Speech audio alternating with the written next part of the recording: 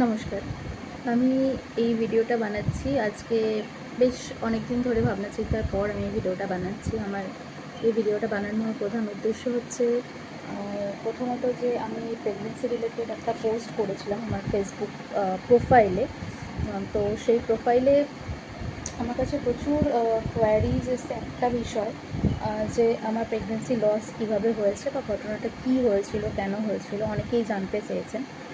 এবার আমি কমেন্টে উত্তর দিতে পারতাম, কিন্তু আসলে ব্যাপারটা খুব ছোট্ট নয়। আমার মনে হয় যে ব্যাপারটা অনেকটা গভীর বিষয়, সেটা বোধহয় শুধু কমেন্টে বলে বোঝানোটা সম্ভব হতো না। তার জন্য আমার মনে হলো যে আমি একটা ভিডিও পোস্ট করলে রিলেটেড ভালো হয়। তো আমি অনেক দিন থেকেই ভাবছি পোস্ট করবো না ভেবে আলটিমেটলি আমার মনে হলো যে ভিডিওটা আমার পোস্ট করা উচিত। তার প্রধান কারণ হচ্ছে প্রথমত একটা যে সবাই আমাকে জিজ্ঞেস করেছে, আমি নিজেই যেহেতু আমার প্রোফাইলে পোস্ট দিয়েছিলাম, তো আমার মনে হলো যে সেটা ক্লারিফিকেশন করা দরকার। আর সেকেন্ড কারণ যেটা আমার মেন মনে হয়েছে যে আমার মতো ঘটনা যদি মানে আমার মতো কন্ডিশনে যদি কেউ থেকে থাকে, তার সাথে যেন এরকম ঘটনা না ঘটে বা যেন আগে থেকে সতর্ক থাকা যায়, আমার মনে হলো সেটা জন্য আমার এই ভিডিওটা বানানো খুব দরকার। আমি খুব বেশি প্রথমত তো আমি কোনো হেলথ কেয়ার প্রফেশনাল নই, আমি কোনো ডাক্তার নই। আমার গাইনি রিলেটেড এক্সপিরিয়েন্স খুবই কম, কিন্তু আমি অনেকগুলো বছর ধরে ট্রিটমেন্ট করাচ্ছি এবং ট্রিটমেন্টের মধ্যে আছি। তো সেই সূত্রে আমার যেটুকু জানা এবং যেটুকু নলেজ আমি সেটাই একটু শেয়ার করবো। ঘটনাটা সম্পূর্ণ আমার সাথে যেটা হয়েছে, আমি শুধু আমার সঙ্গে ঘটনাটাই শেয়ার করব।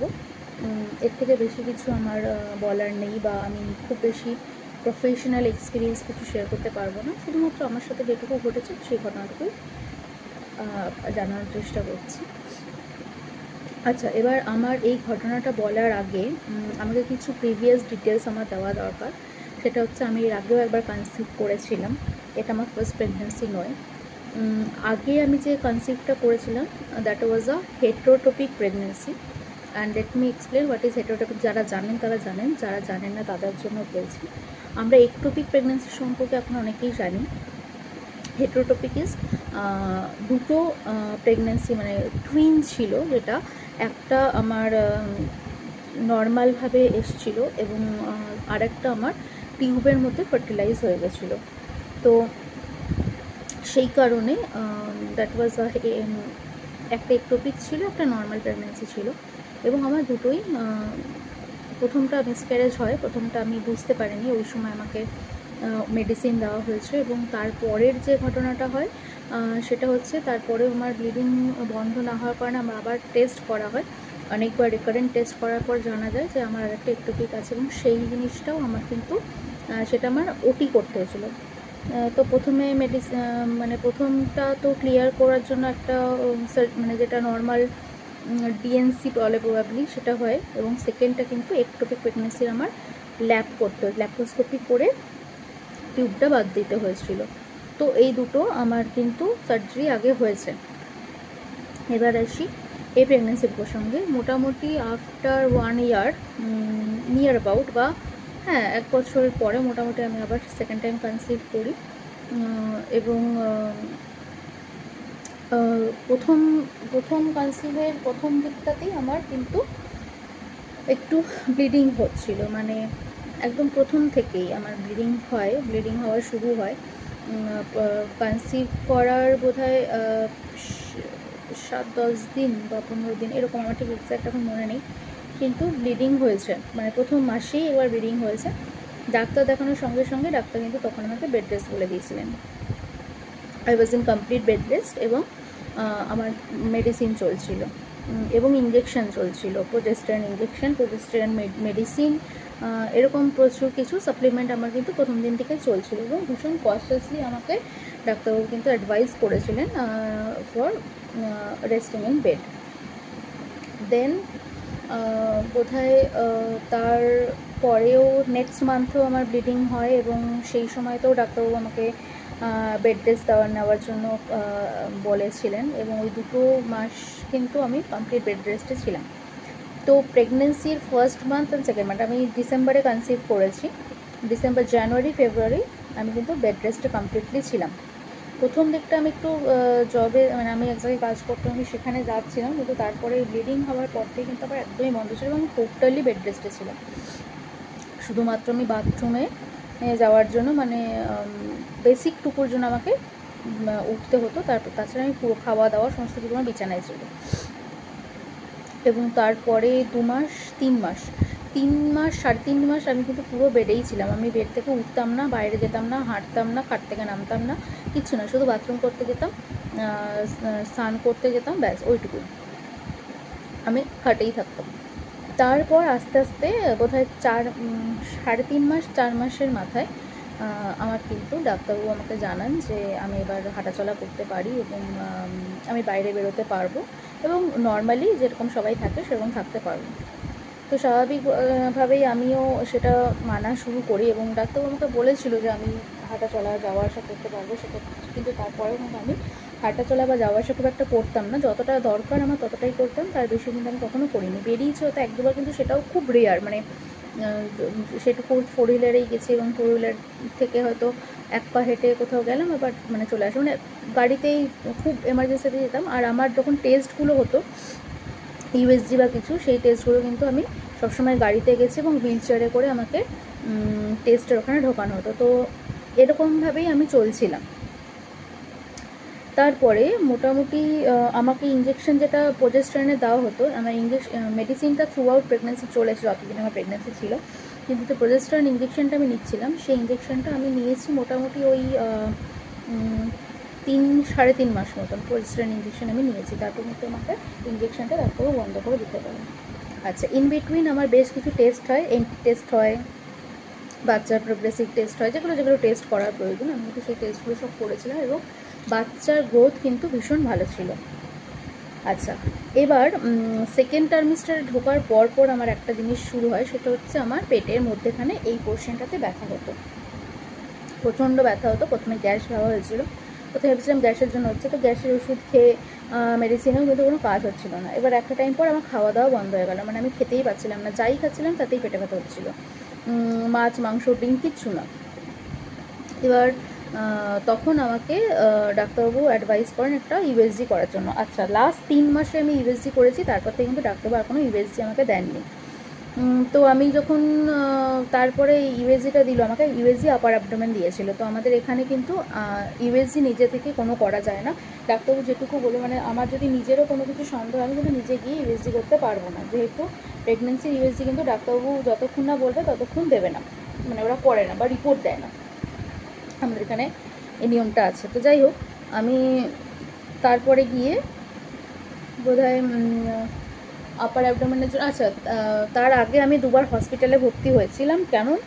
আমার পেটে প্রচণ্ড ব্যথা হচ্ছিল এবং আমাকে আইভি ইঞ্জেকশন নিতে হয়েছে, ড্রটিনের, এবং মানে ব্যথার আর গ্যাসের ইঞ্জেকশন পর্যন্ত আমাকে নিতে হয়েছে, এতটা পেন হতো। তারপরে আমাকে ডাক্তারবাবু একটা ইউএসজি দেন, সেটা কিন্তু মানে লোয়ার অ্যাবডোমেনে দেননি, আপার অ্যাবডোমেনে দিয়েছিল। তো যথারীতি বাচ্চার কী গ্রোথ আছে সেই সময়তে আমি মধ্যে জানতে পারিনি, বা আমার কি অবস্থা আমি কিছুই জানতে পারিনি বাচ্চা রিলেটেড। আমি শুধু আমার ওইটা জানতে পারি এবং তখন জানতে পারি আমার গল ব্লাডারে স্টোন আছে, কিন্তু সেটা খুবই অল্প ছিল। কিন্তু ব্যথাটা যখন হতো তখন আমার কিন্তু প্রচণ্ড ব্যথা হতো। তো আমি একটা ডাক্তার দেখাই গল ব্লাডার রিলেটেড, ভালো জায়গা থেকে দেখিয়েছিলাম, রেপিউটেড জায়গা থেকে, দুর্গাপুরে।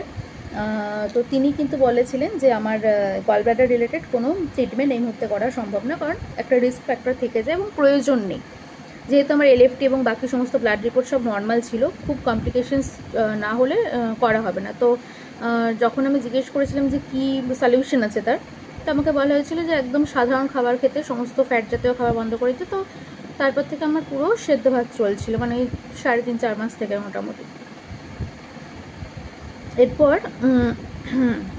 এরপরে ওই ব্যথাটা নিয়েই আমি মেন ভুগছিলাম। তো ওইটা নিয়ে মাঝে মাঝে ব্যথা হতো, তারপরেও ব্যথা উঠলে ওষুধ খেতাম, একটা মানে সিরাপ ছিল গ্যাসের বা ইঞ্জেকশন হওয়া, এইসব হচ্ছিল।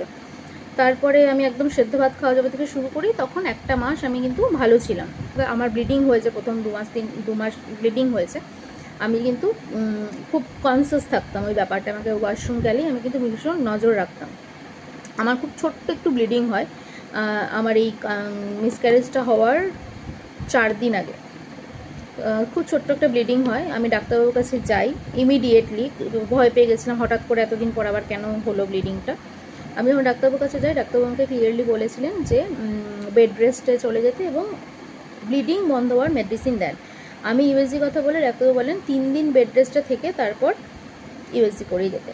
ওই যেটা এখানে বলতে হবে সেটা হচ্ছে আমার কিন্তু যে ব্লিডিংটা হয়েছিল সেটা ওই মোটামুটি 5 মাসের মাথায় হয়েছিল, 5 থেকে 5 মাস মানে কয়েক সপ্তাহ আর কি। ওই সময় আমার হুট করে ব্লিডিংটা হয়, আমি যেটা নোটিস করি আর কি। ওই মুহূর্তে কিন্তু আমাকে কোনো ইউএসজি দেওয়া হয়নি। এরপর যখন আমি ইউএসজি করতে যাই তো তখন আমি জানতে পারি যে আমার বেবি খুবই নর্মাল আছে। বেবির অ্যানোমালি টেস্টে বেবির প্রতিটা জিনিস, প্রতিটা অঙ্গ প্রত্যঙ্গ মানে ভেতরের বাইরের সব ঠিক ছিল, কিন্তু আমার সার্ভিক্সের লেন্থটা কিন্তু কমে গেছিলো, মানে পাতলা হয়ে গেছিলো অনেক, এবং ফানেলিং হওয়া শুরু হয়েছিল, মানে ভেতর থেকে খুলতে শুরু করেছিল। আমি ইমিডিয়েটলি আমাকে ইউএসজি ডক্টর বলেন ডাক্তার দেখাতে, এবং 15 মিনিটের মধ্যে আমার রিপোর্ট দিয়ে দিয়েছিলেন, এতটাই এমার্জেন্সি ছিল। আমি ইমিডিয়েট ডাক্তার দেখাই। ডাক্তারবাবু আমাকে বলেন যে একটা স্টিচ করতে হবে, যেটাকে ম্যাকডোনাল্ড স্টিচ বলা হয়, সেই স্টিচটা করলে ঠিক হয়ে যাবার চান্স আছে 50-50। আচ্ছা 50-50 কেন? কারণ আমার কিন্তু ভেতর থেকে ফানেলিংটা অনেকটাই হয়ে গেছিলো। তারপরে যখন আমি ওটিতে ঢুকি, আমাকে ইমিডিয়েট ভর্তি করতে বলা হয়, পরের দিন আমাকে ভর্তি করানো হয়।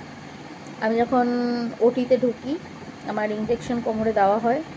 আমার করে দেওয়ার পর ডাক্তারবাবু যখন চেষ্টা করেন ম্যাকডোনাল্ড স্টিচটা দেওয়ার, যেটা থ্রু ভ্যাজাইনা একটা স্টিচ করা হয়, সার্ভিক্সের মুখটা স্টিচ করে দেয়, এবং সেটা যদি সাকসেসফুল হয় তাহলে কিন্তু বাচ্চাটা স্টে করে দেয়, এবং তারপরে ডেলিভারির আগে ওটা খুলে দেওয়া হয়। সেই স্টিচটা কিন্তু আমার আনসাকসেসফুল হয়, বিকজ অনেকটা লেট হয়ে গেছিলো, এবং ডাক্তারবাবু আর মানে বাচ্চাটা নিচের দিকে আরও নেমে আসা শুরু করেছিল। তো এতটাই নিচে নেমে গেছিলো যে আমার এই স্টিচটা আর করা পসিবল হয়নি, স্টিচটা আর করতে পারেনি ডাক্তার। এই সিচুয়েশনে আমার ওটা ডাক্তারবাবু ওখান থেকেই বলেন আর কোনো উপায় নেই, এবার মিসক্যারেজ করিয়ে দিতে হবে। আমার বাচ্চাটা কিন্তু এমনি মিসক্যারেজ হয়নি, ওখান থেকে মেডিসিন দিয়ে দেয়, এবং তারপর আমার এই মিসক্যারেজটা হয়, এবং এটা নর্মাল ডেলিভারি দ্বারা মিসক্যারেজ করানো হয়। তো এটা হচ্ছে গোটা ঘটনা। এবার বলি যে এটা কিভাবে প্রিভেন্ট করা যেত সেটা আমার জানা নেই, আমার ক্ষেত্রে আদৌ প্রিভেন্ট হতো কিনা জানা নেই। তবে আমার একটা জিনিস যেটা পার্সোনালি আমার মনে হয়েছে, যেটা হচ্ছে আমার যেহেতু কমপ্লিকেশনস ছিল প্রথম থেকে, তো হয়তো ইউএসজি কন্টিনিউ থাকলে সম্ভাবনা ছিল একটা, প্রত্যেক মাসে যদি একটা করে ইউএসজি দেওয়া হতো, সম্ভাবনা ছিল একটা যে এটা হয়তো এরকমটা নাও হতে পারতো। তো আমি একটা কথা বলি, আমার ক্ষেত্রে আমার মনে হয় প্রথমত তো আমাদের সবারই ডাক্তারের অ্যাডভাইসে চলা উচিত, অবশ্যই ডাক্তারের অ্যাডভাইস ছাড়া অন্য কিছু ফলো করা উচিত নয়। কিন্তু অনেক সময় আমি অনেককে দেখেছি এত ইউএসজি দেয় ডাক্তার, এত ইউএসজি দেয় ডাক্তার, বেশি অতিরিক্ত টেস্ট করায়। আমার মনে হয় টেস্ট করানো দরকার, যত টেস্ট ডাক্তার দেবে সবই করানো দরকার। আর আরেকটা জিনিস সব থেকে বড় কথা আমার যেটা মনে হয়, যেটা আমার ক্ষেত্রে আমি ভুল করেছি, সেটা হচ্ছে একটা সেকেন্ড ওপিনিয়ন রাখা। সব কিছুতে একটা সেকেন্ড ওপিনিয়ন রাখা কিন্তু খুব দরকার, যেটা আমি করিনি, কিন্তু আমার মনে হয় করাটা খুব দরকার।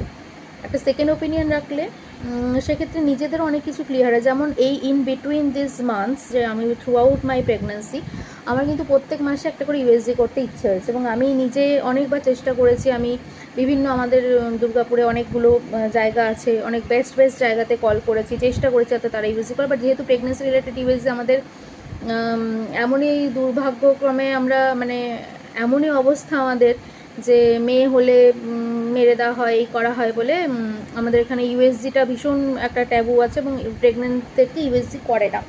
তো সেইটা শিকার খারাপভাবে আমি হলাম।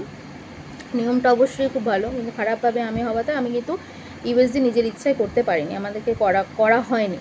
তো যদি সেকেন্ড ওপিনিয়ন থাকতো হয়তো সেই ডাক্তারকে বললে হয়তো সে দিত, বা জানি না।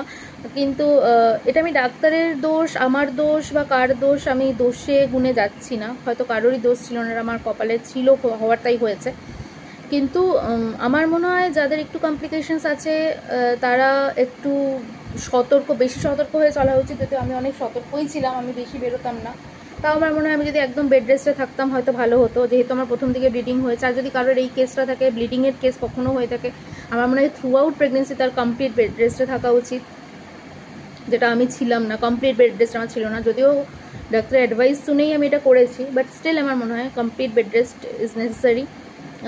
ইউএসজি ইজ মাস্ট, প্রত্যেক মাসে ইউএসজি করানো দরকার আমার মনে হয়, বা করানো উচিত যদি করানো সম্ভব হয় কারোর পক্ষে। তো একটা সেকেন্ড ওপিনিয়ন রাখলে ভালো হয়।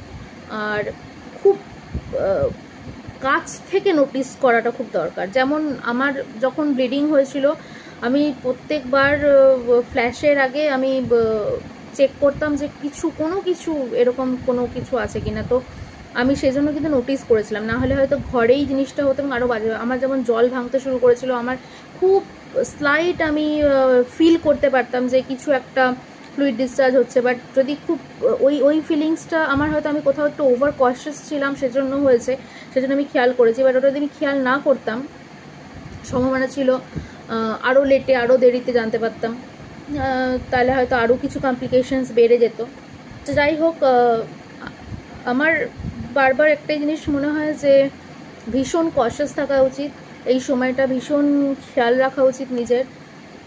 আর তারপরে সবটাই ভগবানের ইচ্ছে, তার উপর তো কিছু নেই। তো এটাই আমার ঘটনা, এটাই হয়েছিল। আমি এখানে কিছু রিভিল করতে চাই না, কোন ডাক্তার দেখাতাম, কি করতাম না করতাম, এত ডিটেলস আমি যেতে চাইছি না। কিন্তু আমি আবারও বলবো যে হয়তো পুরো দোষ ডাক্তারের নয়, বা এখানে কারোর দোষই নেই, হয়তো এটা আমার ভাগ্যে ছিল। আর এই যেটা আমার হয়েছে সেটাকে ইনকম্পিটেন্ট সার্ভিক্স বলা হয়। তো সার্ভিক্সের যাদের মানে বাচ্চা ধরে রাখার ক্ষমতাটা কম সার্ভিক্সের, তো সেটার একটাই উপায় হচ্ছে, আরও কিছু আছে, প্রোজেস্টেরন ইঞ্জেকশন, আদার্স ট্রিটমেন্ট আছে, এবং মেজর ট্রিটমেন্ট যেটা খুব সাকসেসফুল হয় সেটা হচ্ছে স্টিচ টাইপ। আমার ক্ষেত্রে ওই স্টিচটাই করতে নিয়েছিলেন, সেটাই সাকসেসফুল হয়নি, মানে সেটা করাই যায়নি স্টিচটা। তো এটা মোটামুটি 3 মাস বা 4 মাসের ক্ষেত্রে স্টিচটা করে দিলে যেটা হয়, জিনিসটা ঠিকঠাক থাকে, এটা নিয়ে আর কোনো ভয়ের কিছু থাকে না। তো এই হচ্ছে আমার পুরো ঘটনা। আমার মনে হলো এটা শেয়ার করা উচিত, কারণ এটা খুব নতুন একটা জিনিস, আমরা সচরাচর এরকম কিছু শুনি না। আমার ক্ষেত্রে হয়েছে বলে আমি জেনেছি, অনেকেই জানে না, কিন্তু এটা অনেকের ক্ষেত্রে হয়। হয়তো আমি এই ভিডিওটা দেওয়ার পর অনেকেই বলবে হ্যাঁ আমার সাথেও হয়েছিল, আমার সাথেও ঘটনাটা ঘটেছে। আর ভিডিও শেষে একটাই কথা বলবো, যদি ভিডিওটা এত দূর অবধি কেউ দেখছেন, তো কারোর কাছে যদি খুব হলেও কিছু সাজেশন থাকে কী করা যায়, নেক্সট টাইম কীভাবে প্ল্যানিং করা যায় বা কী করলে ভালো হয়, অবশ্যই আমাকে একটু জানাবেন প্লিজ।